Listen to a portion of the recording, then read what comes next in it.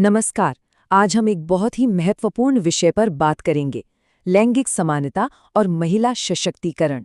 हम ये समझने की कोशिश करेंगे कि जब महिलाओं को बराबरी के मौके मिलते हैं तो इसका सकारात्मक असर सिर्फ उन पर ही नहीं बल्कि उनके परिवार, समाज और यहाँ तक कि पूरे देश पर कैसे पड़ता है। तो ये है हमारा आज का सफर। हम शुरुआत करेंगे सशक्तिकरण और समानता के मूल विचार से। फिर हम देखेंगे कि इसका प्रभाव एक लहर की तरह कैसे फैलता है, परिवार और शिक्षा से होते हुए समाज और अर्थव्यवस्था तक, और आखिर में पूरे राष्ट्र की प्रगति तक। तो चलिए शुरू करते हैं।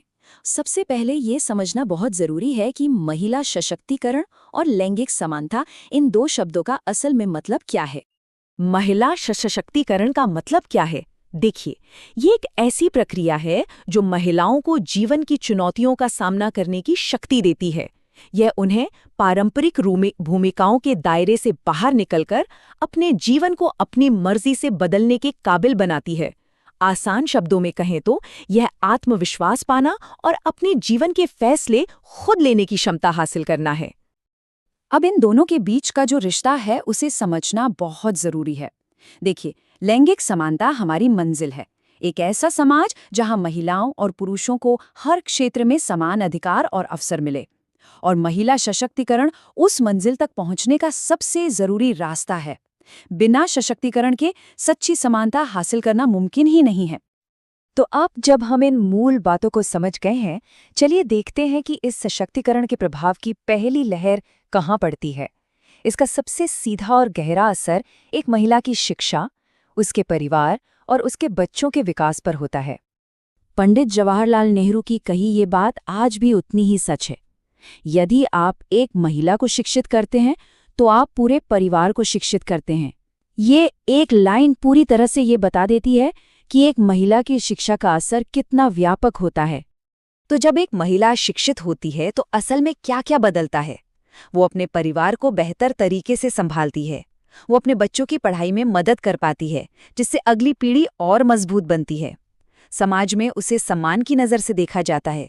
शिक्षा उसे आत्मविश्वास देती है, आत्मनिर्भर बनाती है, और सबसे बड़ी बात, वो आर्थिक रूप से स्वतंत्र हो सकती है। चलिए अब इस प्रभाव की लहर को थोड़ा और आगे बढ़ाते हैं। परिवार से निकलकर अब हम देखते हैं कि महिला सशक्तिकरण का असर समाज और देश की अर्थव्यवस्था पर कैसे पड़ता है। जब महिलाएं आर्थिक गतिविधियों में हिस्सा लेती हैं तो देश की अर्थव्यवस्था सीधे तौर पर मजबूत होती है। रिसर्च ये बताती है कि महिलाएं अपने काम के प्रति ज्यादा समर्पित और जिम्मेदार होती हैं। आर्थिक स्वतंत्रता से उनकी पुरुषों पर निर्भरता खत्म होती है, और जब वो आर्थिक रूप से स्वतंत्र होती हैं तो घर और समाज के जरूरी फैसलों में उनकी भागीदारी भी बढ़ती है, जिससे समाज में उनका स्थान और सम्मान दोनों बढ़ता है। अब हम आते हैं प्रभाव की सबसे बड़ी लहर पर, ये समझना कि कैसे हर एक महिला का सशक्त होना सीधे तौर पर पूरे देश के प्रगति और विकास से जुड़ा हुआ है। जैसा कि डॉक्टर B.R. अम्बेडकर ने कहा था, मैं किसी समुदाय की प्रगति को वहाँ की महिलाओं द्वारा हासिल की गई प्रगति से मापता हूँ। ये एक बहुत ही गहरी बात है। यह हमें बताता है कि किसी देश की असली तरक्की उसकी इमारतों या सड़कों से नहीं, बल्कि इस बात से मापी जाती है कि वहाँ की महिलाएं कितनी सशक्त हैं। तो यहाँ समझने वाली बात यह है कि कोई भी देश अपनी पूरी क्षमता तक पहुंच ही नहीं सकता जब तक कि उसकी आधी आबादी यानी महिलाएं पूरी तरह से सशक्त ना हो। सतत विकास के लिए ये एक बेहद जरूरी शर्त है। अभी तक की सारी चर्चा बहुत महत्वपूर्ण है, लेकिन अब सवाल ये उठता है कि इस बदलाव को जमीन पर लाने में स्कूलों और आप जैसे भावी शिक्षकों की क्या भूमिका है। इस भूमिका को समझना सबसे ज्यादा जरूरी है। एक शिक्षक अपनी कक्षा में सशक्तिकरण की नींव रख सकता है। कैसे? बालिकाओं की जरूरतों के प्रति संवेदनशील होकर। एक ऐसी समावेशी कक्षा बनाकर जहां लड़के लड़की में कोई भेदभाव न हो। क्लास में महिला वैज्ञानिकों या नेताओं जैसी सकारात्मक रोल मॉडल्स के उदाहरण देकर, पाठ्य पुस्तकों में लैंगिक भेदभाव की समीक्षा करके, और हर गतिविधि में समान भागीदारी को बढ़ावा देकर।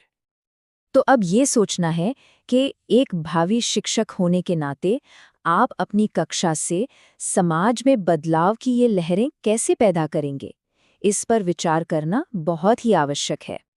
चलिए अब इस पूरी चर्चा को एक बार फिर से दोहराते हैं और उन मुख्य बातों पर नजर डालते हैं जो हमने आज सीखी हैं।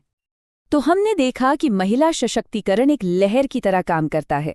इसकी शुरुआत एक महिला के आत्मविश्वास से होती है, फिर इसका असर उसके परिवार पर पड़ता है जो शिक्षित और समृद्ध बनता है।